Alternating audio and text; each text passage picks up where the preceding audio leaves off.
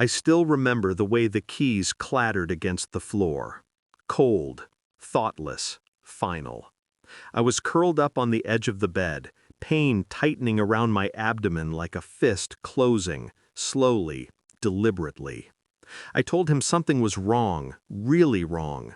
He didn't even look at me properly, just scoffed, tossed the keys and said, "Call a taxi, you'll be fine." And then he walked out with his suitcase and his mistress waiting in the car. That was the moment I stopped being his wife. That was the moment I became something else.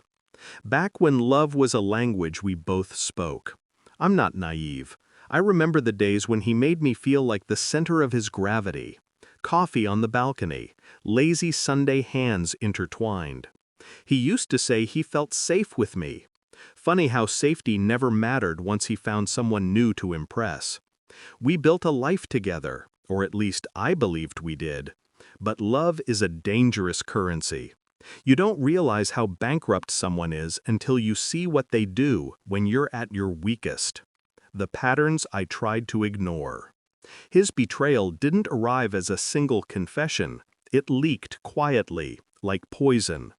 Late-night showers, turned-over phones, sudden business trips that smelled faintly of jasmine perfume.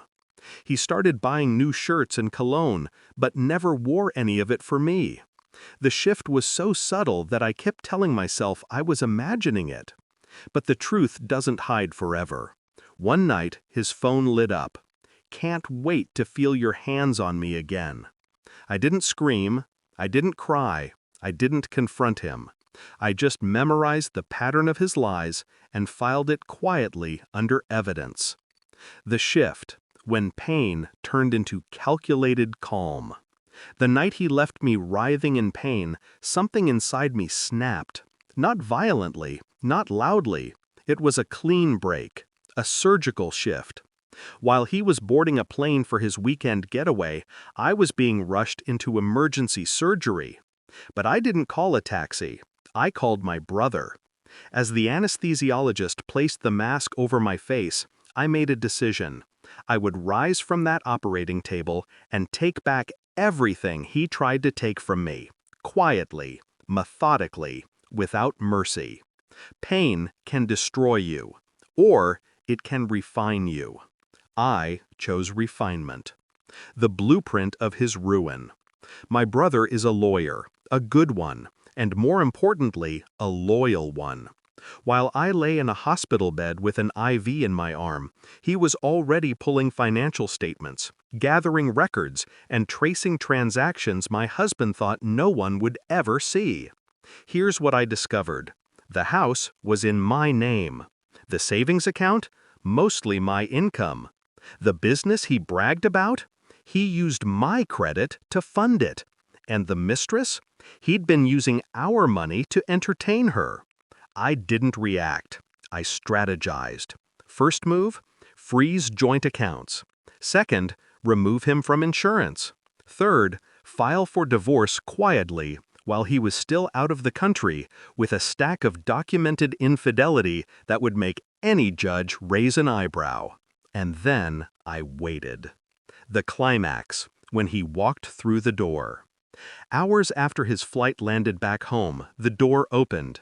He stepped inside, tan from his little vacation, smiling like a man returning to a loyal wife who'd spend her evening worrying about him. Then he saw me. Hospital bracelet still on my wrist, stitches beneath my shirt, my brother sitting calmly on the couch with a folder in his hands.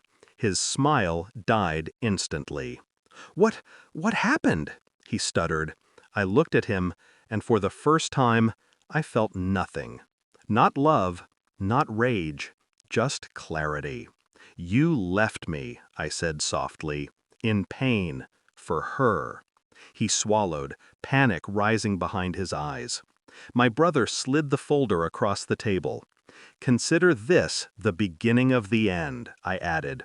He opened it, saw the evidence, saw the financial freeze, saw the divorce filing, saw the consequences of his own choices laid out like an autopsy.